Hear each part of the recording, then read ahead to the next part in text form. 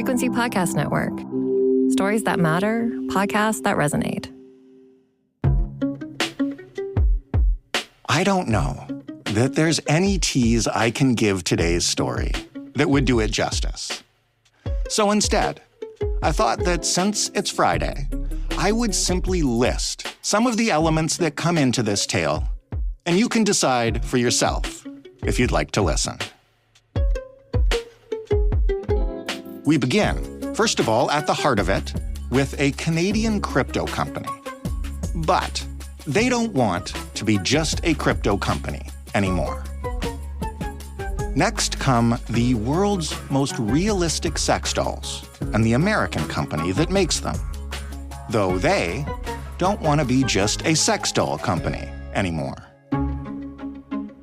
It wouldn't be a tech business story in the year 2024 without artificial intelligence. So you know that's in here somewhere as well. And so are noble pursuits, like replacing lost limbs or providing companionship to the elderly.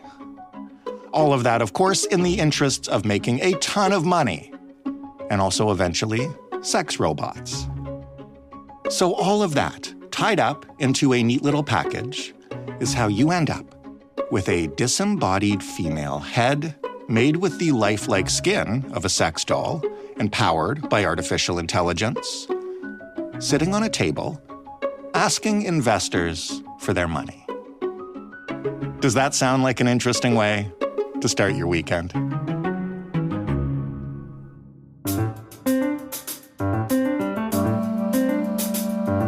I'm Jordan Heath Rawlings. This is The Big Story. Claire Brownell covers digital currencies for The Logic, where she encountered quite an interesting Canadian success story, I guess, sort of, Claire. Yeah, that's right. I sure did. Why don't you start by telling us about Aria? Did I say that right? Who is she? Aria is an AI-enabled robot. She can have a conversation with you. She can blink. She can move. And I saw her demonstrated at a lunch for investors in Robotics, which is a Toronto-based company that is trying to break into the robot and AI business. And Aria is a prototype meant to demonstrate what they can do.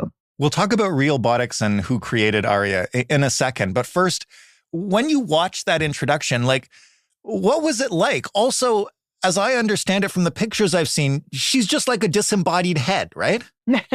Well, so yeah, funnily enough, the investors at this luncheon had a couple of questions about why they were only seeing the robotic head, because they are selling also a full body version. The answer was that apparently it's really hard to get the full body robot across the border. And some border officers have some questions and it's really heavy, etc. So yes, there is a full body robot version that doesn't walk. It moves around on a wheeled base, but it does move. But yes, the version that I saw was just the head, which you can purchase separately from the whole body. And what was she like? She answered questions, she interact. I'm kind of picturing now just a disembodied head spouting Chat GPT. What was it like? Well, that's not inaccurate. Okay. It was a disembodied head. I would say on a scale from animatronic character at Chuck E. Cheese to couldn't have told you it's not a human, she's somewhere in the middle. Right. Her head sort of, swiveled back and forth like she was looking at the crowd. Her eyes blink. There is, a bit of a squeak when her eyes blink or when her parts move. She had a Scottish accent, which I found sort of disarming in a sense. I feel like it sort of helped with the uncanny valley effect right. of, just being a disembodied head that's talking to you. And the people in the audience asked questions, her creator asked questions, and she answered them in sentences that mostly made sense. Fair enough. Who did create her? Where did she come from? Yeah, so this is what makes this story so interesting and fun, that she was created by a man named Matt McMillan. He's an American businessman and artist. He used to work at a Halloween store where he learned to make monster masks and just got really interested, he says, in the possibility of creating a sort of lifelike humanoid body.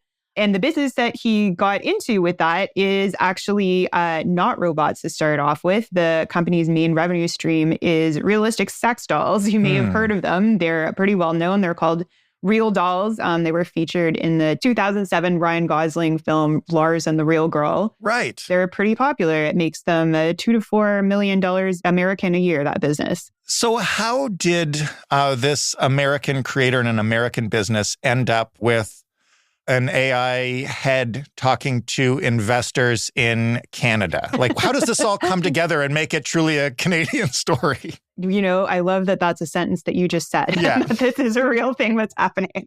But okay, so this is a tale of two companies. So the first company is the one that I just mentioned, Matt McMillan's Simulacra.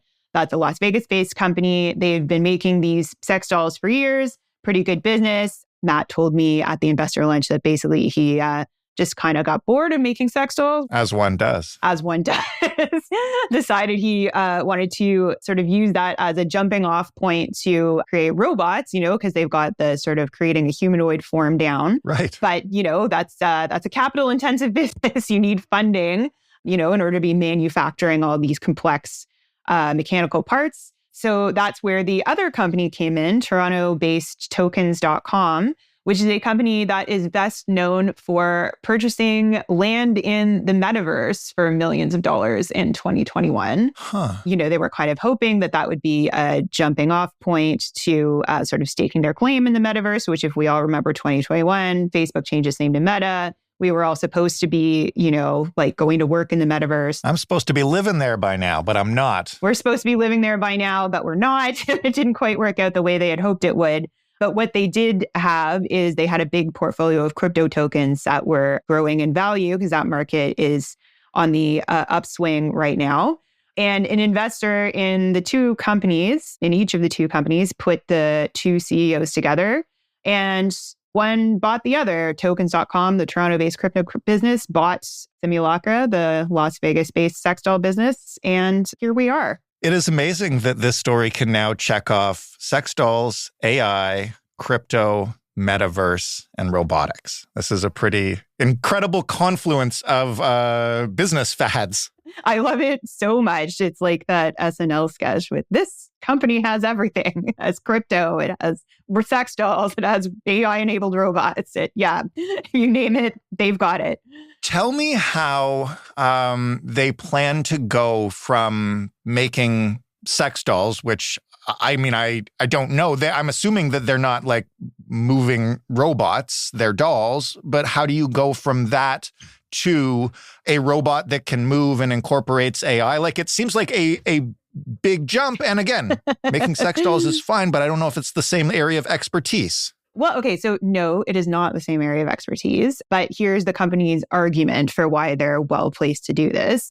So one of the really difficult things with robots that can mimic humans is touch, right? And that's their area of expertise. That's where, you know, they've put all their investment in. They have this realistic skin technology. Right. Their whole pitch is that, you know, our competitors like Tesla and Boston Dynamics, they're making these sort of stormtrooper looking robots that are meant to move a box from one end of the warehouse to the other, whereas we're already pretty good at mimicking the human side, is one side of their argument. And then the other side is that they're trying to, you know, not just be in the sort of adult X-rated business, but also expand into use cases like therapy, like helping lonely people at hospitals, like providing companionship. And yeah, their argument is that, you know, because they already are in the sort of relationship and intimacy business, that they can transfer that expertise over into that. So that is their argument for why they're well placed to do it.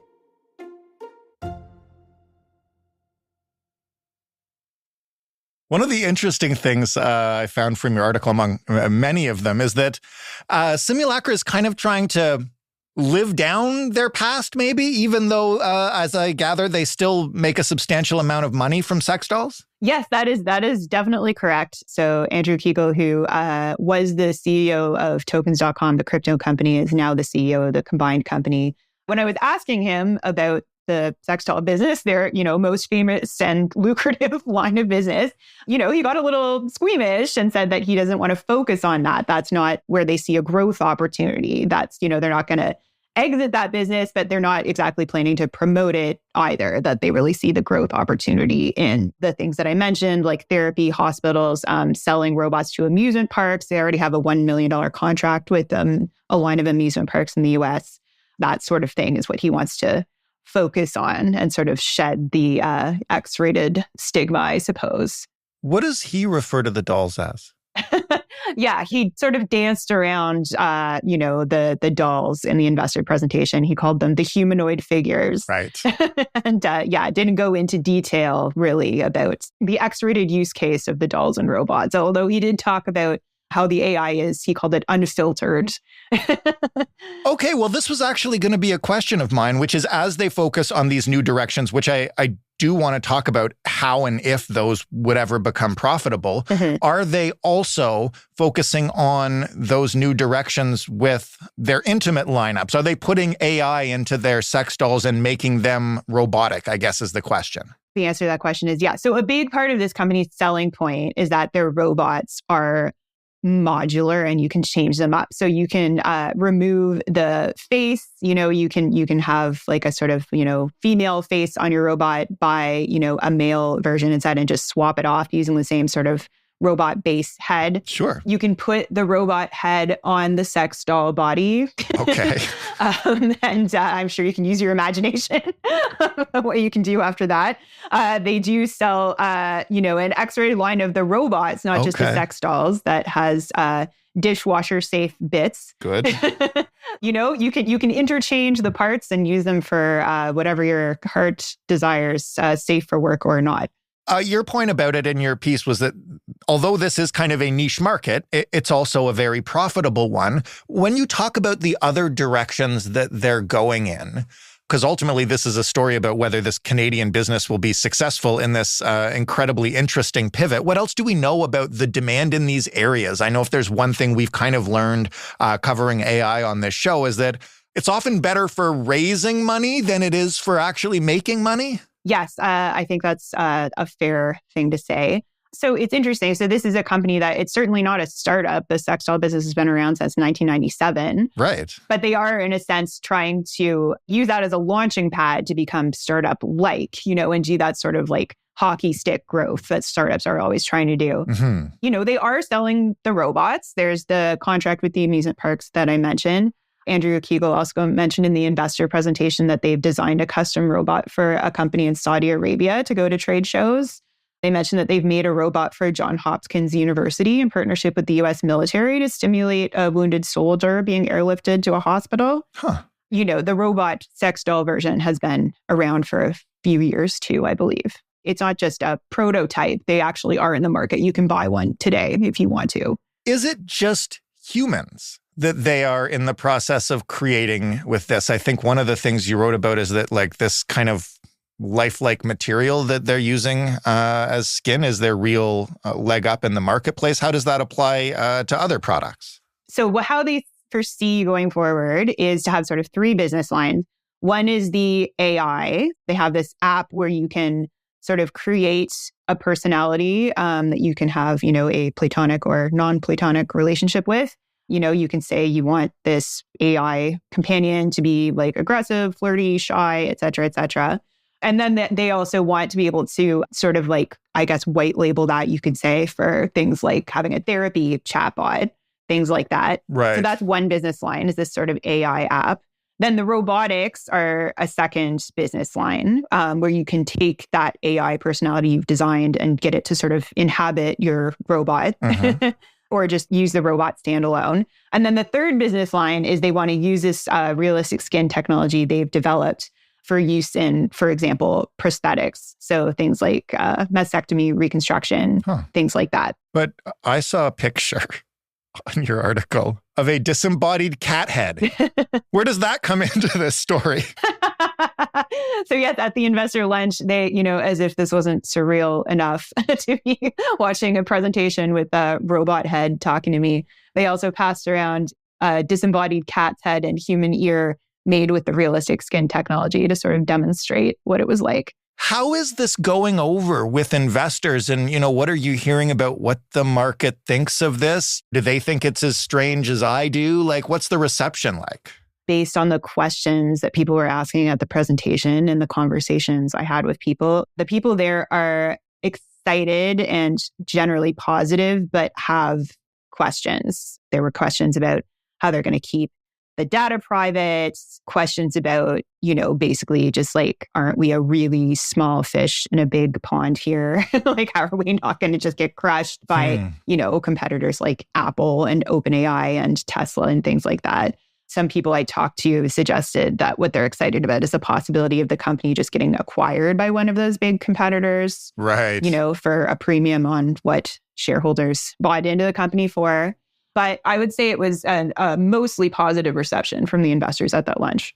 My very last question is not something I expect you to answer, but it's kind of the question that nags at me the whole time as I think about this story, which is, why wouldn't this company, which is clearly like very good at the niche that it has found, right? Continue to develop and work and promote that niche.